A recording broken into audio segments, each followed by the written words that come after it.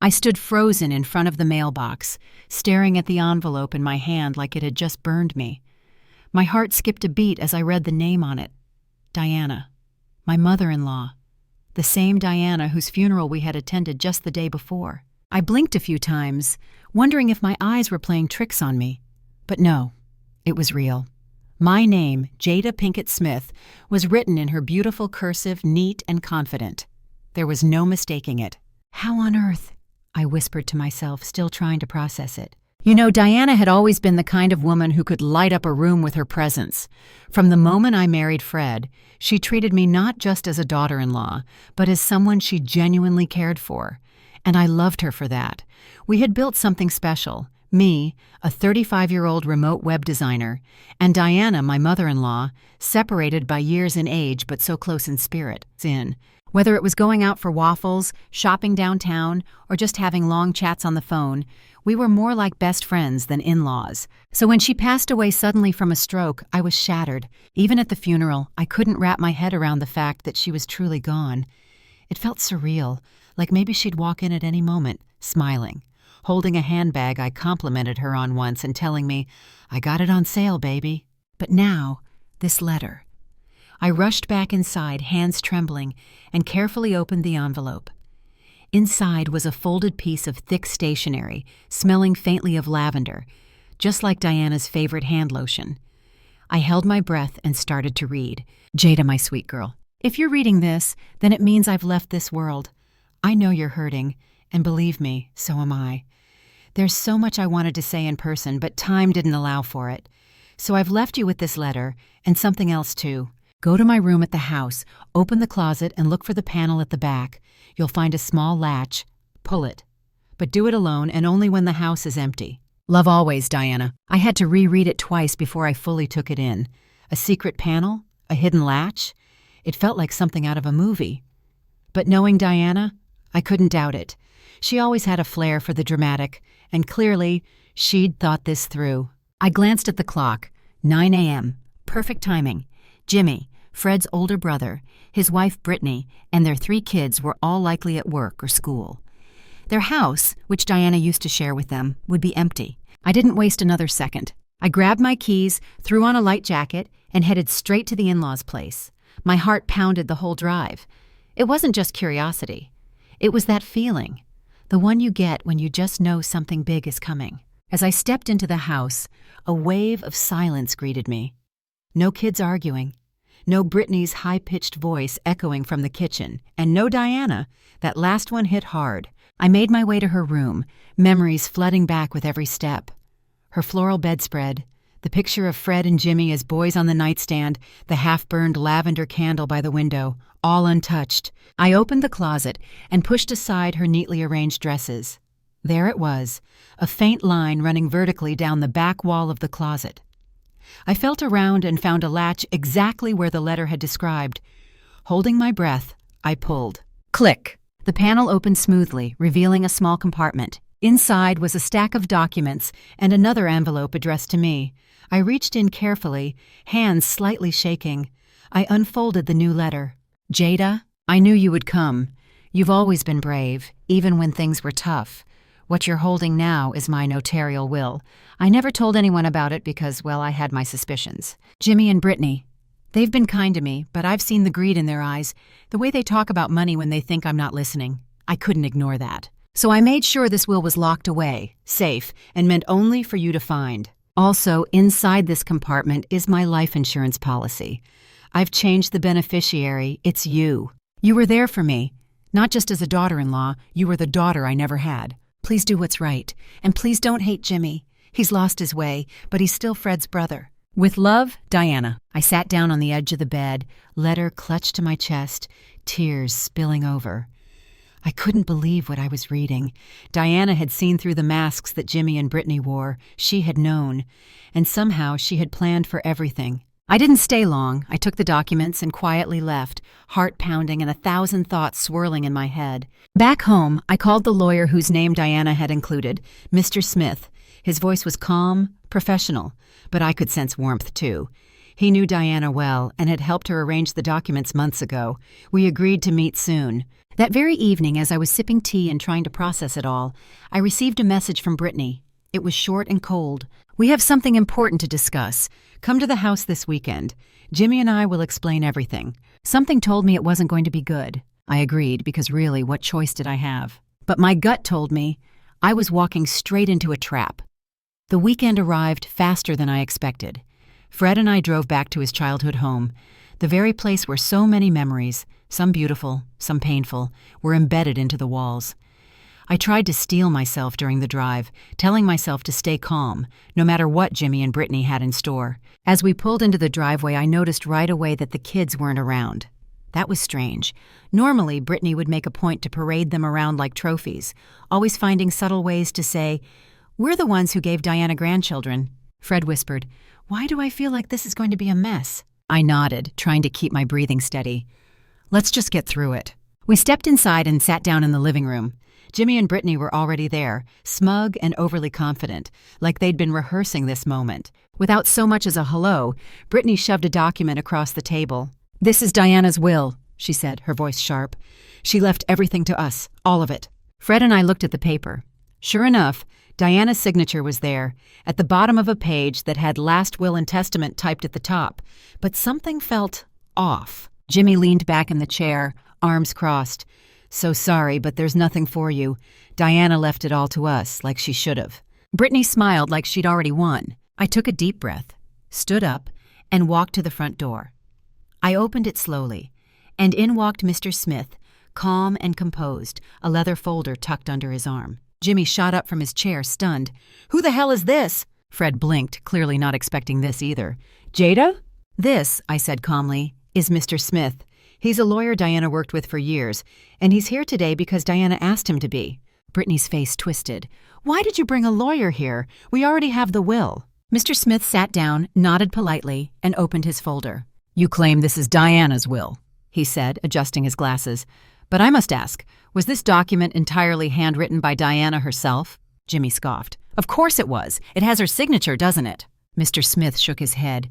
"Yes, the signature appears authentic, but the rest," he tapped the page, "is printed. For a holographic will to be valid, it must be entirely written by hand by the testator." Silence. You could hear a pin drop. Jimmy grabbed the will, his hands shaking. He stared at it, as if hoping the typed text would magically turn into Diana's handwriting. "But she signed it," Brittany snapped. "Why are you trying to ruin this for us?" Mr. Smith looked at them both with steady eyes. "I'm not here to ruin anything. I'm here to ensure Diana's actual wishes are carried out." Brittany's voice grew shrill. "This is ridiculous. That's her will. It's what she wanted." "No," I said softly. Diana left a notarial will, a legal one, created in the presence of a lawyer and properly filed. And she left it with me, along with her life insurance policy. I found them both behind the secret panel in her closet. Jimmy's mouth fell open. "You're lying. You're making that up." Fred, bless his heart, looked between us, trying to make sense of everything. "Wait, what? Jada, Mom gave you those documents?" "Yes," I said, turning to him gently. "She wrote me a letter, told me where to find them. She didn't want Jimmy and Brittany to interfere." Brittany was turning red now, her voice rising. "This is a scam. You don't have any kids. Why would Diana leave anything to you?" "She did because she loved me," I said, trying to stay calm. "And she trusted me." Jimmy banged his fist on the table. "This is garbage! I'm her eldest son. I was supposed to get everything." Mr. Smith held up his hand. "Enough. The notarial will divide the estate equally between Fred and Jimmy. That's what Diana wanted." Jimmy froze. "What about the insurance?" he snapped. "She named me the beneficiary. I'm sure of it." I looked him straight in the eyes. "No, she changed it. She named me, and I have the policy to prove it." Brittany let out a sound that was somewhere between a growl and a sob. "This isn't fair. We have 3 children, and you have none. How could she choose you over us?" "Because it's not about who has kids," I replied. "It's about love, respect, trust, and clearly Diana saw something in you two that made her question your intentions." Brittany jumped to her feet, her voice trembling with rage. "You think you're better than us? You think being some childless woman makes you worthy of an inheritance? We gave Diana grandchildren. What did you give her?" Fred stepped in then, finally finding his voice. She gave her love, her time, her care, something you two never bothered with. Brittany lunged at me without warning, screaming, "Give me the money! You don't deserve a damn thing!" Her fist connected with the side of my head before Fred and Mr. Smith could pull her off me. Pain radiated from my temple and I winced. Her rings felt like metal spikes. "You okay?" Fred asked, helping me up. I nodded slowly. "I'm fine." Brittany wasn't done. She pushed past Fred and tried to come at me again, screaming incoherently. That was when Fred pulled out his phone and called the police. When they arrived, Mr. Smith calmly explained everything. Diana's forged will, the physical assault, the threats. Jimmy and Brittany were taken into custody right there in the living room. I sat on the couch afterward, still trying to wrap my head around everything that had just happened. Fred sat next to me, rubbing his face. "That was a lot." "Yeah," I whispered. "Diana was right to be careful." The days following that chaotic meeting were a strange mix of silence and tension, the quiet after the storm. Fred and I stayed home, laying low, trying to breathe again after all the madness. But something was still bothering Fred. He sat across from me one afternoon, a thoughtful look on his face. "Jada," he said slowly, "I've been thinking about something, and I don't know if I should even bring it up." I looked at him, sensing the weight behind his words. "What is it?" He hesitated, then finally said it. "I think we should do DNA tests on Jimmy's kids." I blinked. "Wait, what?" Fred leaned forward, his elbows on his knees. "I know it sounds crazy, but the way Brittany was so desperate to get the inheritance, the way she talked about her kids like they were a weapon, something doesn't sit right with me." I didn't respond at first, because to be honest, the thought had crossed my mind too, though I'd quickly dismissed it. But Fred had always had a gut for these things. "You think Jimmy's not their biological father?" I asked quietly. Fred shrugged. "I'm not sure, but I can't stop thinking about it. Especially the younger two. They don't really look like Jimmy, and, well, it might explain Brittany's obsession with money. Maybe she's hiding something big." I nodded slowly. "Okay, if you feel that strongly about it, then let's do it." Fred approached Jimmy about the test a few days later. Unsurprisingly, it did not go well. "What the hell is wrong with you?" Jimmy had yelled. "You think just because you can't have kids, you get to accuse me of something like this?" Fred stayed calm, explained it was just a suggestion, but Jimmy stormed out, cursing him all the way. Still, 2 days later, we got a text. Jimmy had done the tests. The results came in a week later. 2 of the 3 children, the middle and the youngest, were not biologically related to Jimmy. Fred and I stared at the results, our hearts sinking. "I had a feeling about the youngest," Fred said slowly. "But the middle one too?" Jimmy didn't respond to us for a while after that, but the silence didn't last long. Turns out, after learning the truth, he started digging into Brittany's past and uncovered a whole web of lies. She'd been involved with multiple men before and even after marrying Jimmy. There were secret emails, hidden accounts, and worst of all, legal demands for compensation from the wives of the men she'd had affairs with. Brittany had been hiding it all. Letters from lawyers, payments she was supposed to make, she'd buried it deep. And now it was exploding in Jimmy's face. That's when everything truly unraveled. Jimmy and Brittany fought constantly. Neighbors began to complain about loud yelling, crashes, things breaking. Then one night, it escalated to violence. A neighbor called the police after hearing screaming and what sounded like glass shattering. When officers arrived, they found Jimmy bleeding from the forehead, Brittany's wrist bruised, furniture overturned, and the kids huddled in one room, terrified. Both Jimmy and Brittany were arrested. Fred and I sat in silence after hearing the news, just staring at each other. "What now?" I whispered. That was the hard part. With Diana gone, Fred and I were technically the closest living relatives to the children. We had to decide, do we take them in? The idea weighed heavily on both of us. But when we visited the kids, we got our answer. Ricky, the oldest, looked us straight in the eyes and sneered. "We don't want to live with losers who couldn't even give Grandma grandkids." The middle child snorted. "Yeah, why would we stay with people who aren't even real parents?" And the youngest? He just glared and muttered, "You're not family." I felt my heart sink. Fred looked devastated. These weren't just hurtful words. They were a mirror, showing us just how much their parents' toxicity had been absorbed into their little hearts. We tried to be patient. We offered to take them in, to help them, to give them a second chance.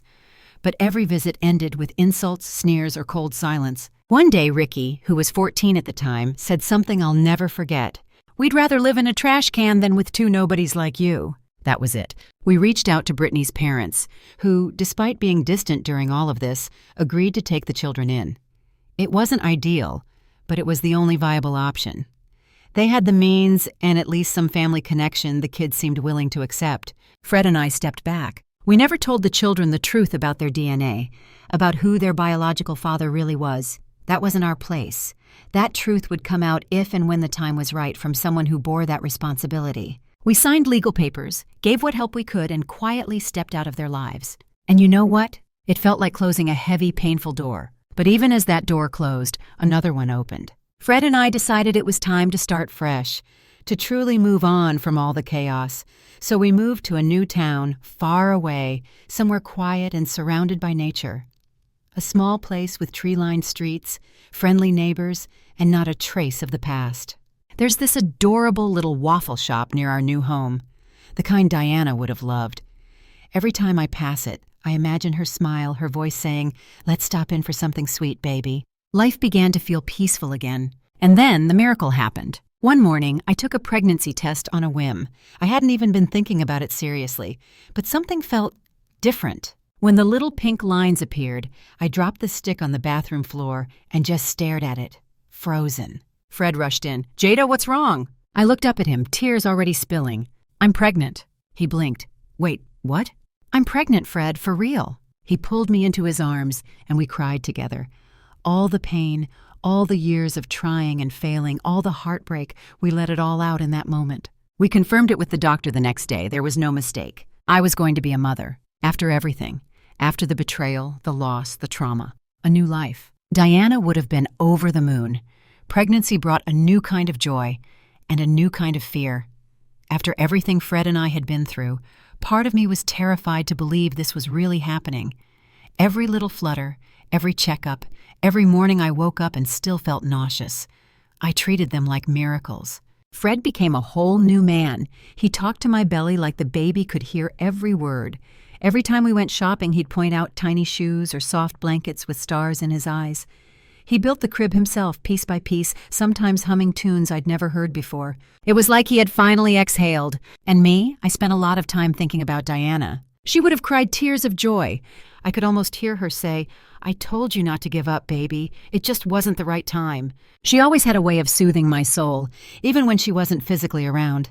And now, every time I passed the waffle shop or felt the warmth of the sun on my face, I felt her with me. We had named her in our hearts before she even arrived. Hope, because that's what she was. But life didn't slow down.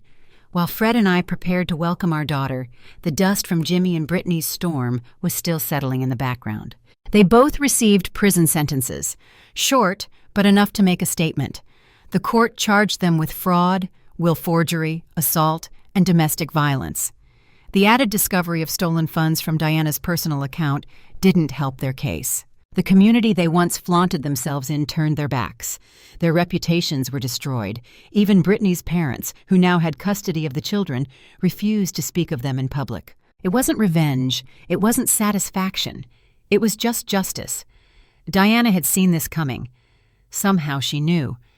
And thanks to her letter, her hidden will, and her trust in me, the truth had come to light. One quiet afternoon, about a month before Hope was due, Fred and I were out walking through the local park. The leaves were starting to fall, golden and soft, crunching under our feet. We stopped near a bench and sat down. "You know," he said, watching a squirrel dart across the grass, "I think Mom would be proud of you." I smiled. "Of us, you mean?" "No," he said, turning toward me. "Of you. You stood up to everything. You kept her legacy safe. You brought truth into all that mess. I was barely keeping up. You were leading the way." His words hit me hard, and I felt tears welling up again, but this time they were happy tears, grateful ones. "Thank you," I whispered. Hope came into our lives on a bright spring morning. She had a full head of soft curls and lungs that worked just fine. Fred held her first, his hands shaking, his eyes watery. "I've never loved anything this much," he said, voice cracking. I smiled through tears. Me too. We brought her home 2 days later, and the house instantly felt fuller. Her cries, her baby coos, even the tiny socks that never stayed on her feet. They brought life back into a space that had known so much sorrow. One morning, while rocking her gently in the nursery, I pulled out Diana's letter again. I'd kept it in a small wooden box on my dresser. I reread her words, the part where she wrote, "You were the daughter I never had." I held Hope close and whispered, "You've got the best guardian angel watching over you, baby girl." Weeks turned into months. Fred and I started our own small business, a digital design and strategy studio. Between his experience in logistics and mine in web development, we found a rhythm that worked. I worked from home, watching Hope grow from a tiny bean into a giggly, wide-eyed little explorer. We made friends in the new town, connected with neighbors, even joined a parenting group.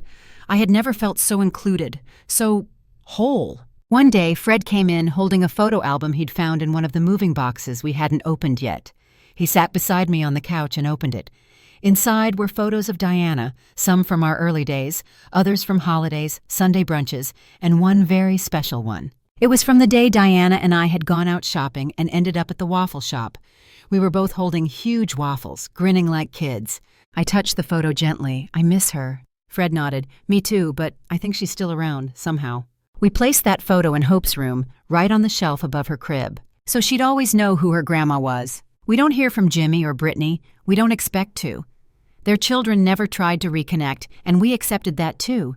Sometimes wounds are too deep, and sometimes the healthiest thing you can do is let go. I've learned that healing isn't always neat. It doesn't always come in perfect moments. Sometimes it's messy, sometimes it's painful, but it happens. And Diana, bless her heart, she made sure we had a foundation to rebuild on. Every time I look at Hope, I see a new beginning. Not just for us, but for everything Diana believed in. Kindness, strength, faith in the future. I hope that one day, when Hope is old enough, I can tell her this story. Not to scare her, but to show her that life can throw everything at you and still find a way to surprise you with beauty. That sometimes, even from beyond the grave, the people who love us can guide us through.